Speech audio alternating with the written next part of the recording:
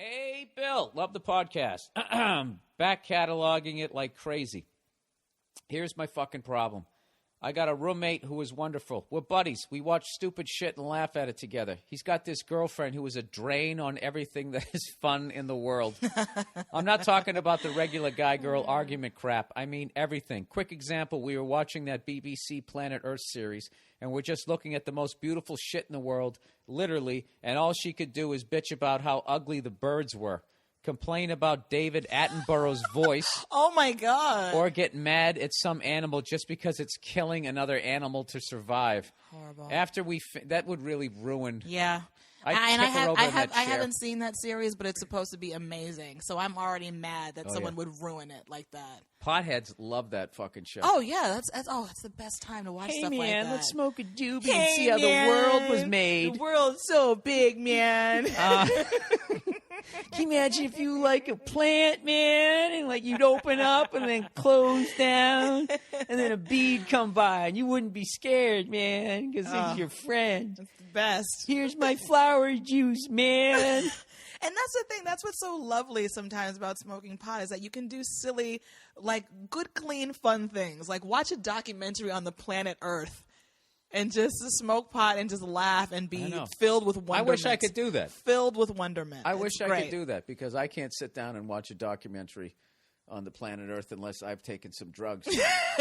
Why can't you just sit there and enjoy it? You can, but it's more fun. I get it. When It you smoke a little pot. I break their balls. You laugh. It's silly. It's like no one smokes pot and goes out and like robs banks or knocks people over. Are you really going to go with that? Like that hasn't been said. It's true. Everybody says that. Well, people say it. Well, everyone says it because it's true. It's because it's a fucking. It just mellows you out. Yeah, exactly. Yeah, to the point you become part of your couch and you wake up 20 years not later good. and you're still sitting there eating fucking Fritos. And you're all right with it. You're all right with it. Don't harsh my mellow, man. Yeah, all right. No, I'm not. I'm looking. So anyway, it's not like booze is any better. This girl is being a complete wet blanket during this amazing experience. That's a nice way to say it, yes. So anyways, he goes, after we finished this documentary, she said she would love to be a crew of a nature documentary shoot. And anyway, she's got no soul. The guy loves her. They've been together for over a year, but it's clear he can't stand to be around her. They only ever argue, and not in the great way you and Nia did in one of the podcasts where y'all laughed with each other. It's unbearable, and she's at my apartment 5 days a week. Most nights, I eventually either drink or just smoke so I can just stay in this. So I'm not in the same world as her. And I like smoking. Who am I kidding? I want to talk to him about it, but he's a really private person. We've never talked about his relationship stuff. He tends to steer away from it. It becomes pretty obvious that I can't stand the girl. It's becoming pretty obvious I can't stand the girl, nor can any of our friends. I'm afraid she's going to drive us apart and then feast on his soul so she can try to find some kind of personality for herself. That is hilarious. How do you think I should approach this topic with this guy? I got a right to complain to him about this girl, right? Yes. Got to do it tenderly or something? Yes. Yes to both those things. I mean, listen, you live there too. So if their arguments and everything it's affecting your enjoyment of living in your home, then you have every right to say something. How should he go about it? Yeah, well, that's the tricky part. Just say, Should they smoke weed first? Just say, obviously, like, you're one of my best friends. I love hanging out with you, but I gotta be honest with you. I don't really get along so well with whatever the fuck her name is. So I don't know if I'm going to be hanging out with you guys so much. If she's over here, I don't think I'm going to be hanging out as much. And just to put it like that. Don't say, I feel like you should break up with her. I feel like she's going to rob you of your soul or feast on you or whatever you said, which was so great. You don't have to say all that. Just say, you know what, I'm just not really... I don't get along with her. You guys fight a lot, and it's really uncomfortable. Like that there is a good one. Yeah, you guys fight a lot. Yeah, you guys fight a lot. I hear it, and it's really uncomfortable. I just want to chill out at home. I don't have a good time with her when we're all hanging out. I don't know what you want to do. Can you guys hang out more at her place, maybe?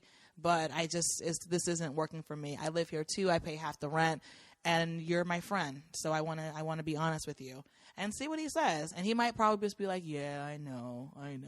But he's got to figure that shit out for himself. But at least you don't think say he'll it. flip out because that's the girl that's He might flip giving out. it up to him? He might flip out, but unless he's calling the girl names and saying, your girlfriend's a bitch and I can't believe you're dealing with that, lunatic, then it should be fine. But if he says, I don't really get along with her, I don't have a good time when she's here, you guys fight and I'm not into it, and maybe we can work out a different schedule so that you hang out a bit more at her place. Because I live here too. That's a very nice way of saying your girl is a big bag of douche. Yeah, and the thing is, your friend knows it too, but it may be a good thing too because no one else is saying it to him. So because how do you do that? How do you tell your friend that they're dating an asshole? It's a tough situation. I think what you do is just say what you just said. I think is way better than what I was saying on the. I don't remember what the fuck I said, but just go in there and just saying, listen, I like you, I want you to be happy, but you and your girlfriend, you argue a lot, and it's wearing me down, and I'm finding that I'm medicating myself so I can be around it, and I don't want to be around it. I'm not saying she can't come over here. I'm not saying that, but if there's any way, she's over here 5 days a week. If there's any way you could just split those, and if you love this girl, then I'm not going to get. We never trash the girl. That's a huge. Don't ever trash the girl. I mean, inevitably, if he goes along with it, the roommate says, "Okay, you're right." He will have to say to the girlfriend, "You know what? Let's hang out." But I like hanging out at your place. Well, my roommate kind of just wants time to themselves. What's that supposed to mean? Oh, they have a problem with me? He's going to go right over and flip tell out her. Regardless, No, because he's going to tell her. Yeah, he has to. He has to. He doesn't have to. If he's a smart guy, he won't say shit. What will he? How will he do it though? Just say, "Let's hang out at your house." Because he's going to create a nightmare. That's what fucking broke up the Beatles. That's what broke up the Beatles. Is John and Paul kept going home and bitching to their fucking girls about each other rather than just fucking hashing it out between themselves. And then the fucking women got sick of hearing it, and they said, "Well, then fucking start your own band." Right. You're fucking driving me nuts with this shit.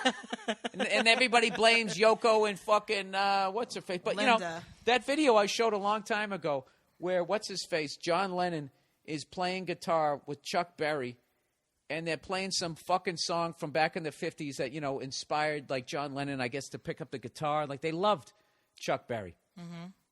And, they're playing one of those fucking, back in the USA kind of fucking songs. And Yoko, this is how little control he had his relationship. He lets Yoko be in the band on TV playing with them, playing bongos. And they have this little fucking bongo with one microphone on it. And I don't know who the fuck was the sound guy, but he should have had the mic off because they're in the middle of this fucking 1, 2, 3 o'clock, 4 o'clock, kind of fucking old school rock and roll song. And she just grabs the mic and watch your ears, everybody. I'm going to try not to do it too loud. She just goes, like fucking out of nowhere, and the look on Chuck Berry's face is priceless. He just looks at the crowd with his eyes wide open, and you know exactly what he's saying. He is this guy in this email, in that fucking video. He's basically looking at the crowd going, I don't know what he sees in her. I can't say shit. He loves her. I would like to see the looks on the people's faces that he used to pee on, Chuck Berry. I'd like to see that. What, the willing people who are into that stuff? I thought you didn't judge people. I don't judge people, but that's awful. Why are you judging him for that? And I actually thought he took pictures of people taking dumps. He did? I didn't know about that. Maybe he didn't. I don't know. I thought he just peed on people. Well, look, you're a rock star. You've done everything. You've checked everything off the list. What else can I do to this girl? And they let him. Yeah, and guess. It's a legitimate thing that some people are into. Yeah, okay. Yeah, all right.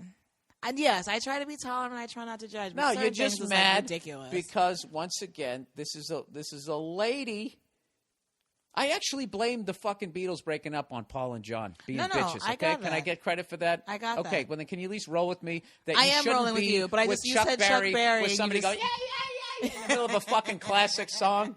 No, you're right. But I just was thinking of Chuck Berry, and I just remember hearing that he used to pee on people. And you said Chuck Berry's reaction, and it made me think of, I wonder what the reaction was as he's, starting to pee. Actually funny. And it goes from like, oh my God, I'm fucking like, rock blues guitar god Chuck Berry, and now he's peeing on me. And this was back in the day before people would talk about this, and it was known that it was, this was a real taboo thing. So I just could imagine you're having sex with this guy, and all of a sudden he starts peeing on you. You think that's like a new thing? No, not new. It's new that people are discussing more openly. I don't think back in when was he big? 50s, 60s? Yeah, like didn't the Greeks like openly talk about homosexuality like fucking 1,000 fucking years ago?